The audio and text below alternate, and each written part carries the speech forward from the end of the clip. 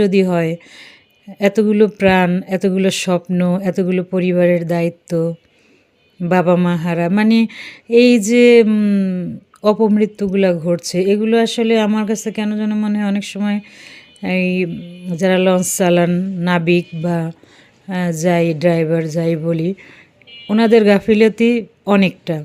আমি নদীপথে অবশ্যই কিছু কিছু দুর্ঘটনার সাথে কারো হাত থাকে না কারো।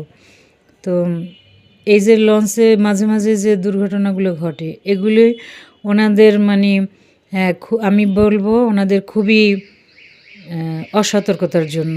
এবং ওনারা কি করেন নদীপথে, আগে দেখতাম, আমি অনেক দিন যাবৎ লঞ্চে আসা যাওয়া করি না।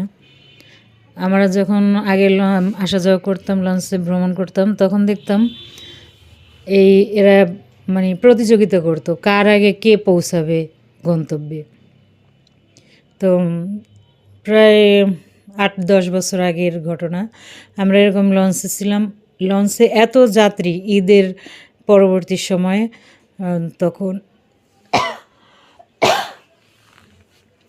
তো সে সময় লঞ্চ বোঝায় যাত্রী প্রতিটা লঞ্চে।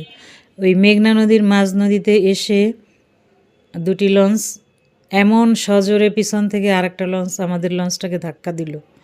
আমাদের লঞ্চটা ছিল সামনে, ওই লঞ্চটা ছিল পিছনে। ধাক্কায় লঞ্চটা মানে আল্লাহর রহমতে, অশেষ কৃপায় লঞ্চটা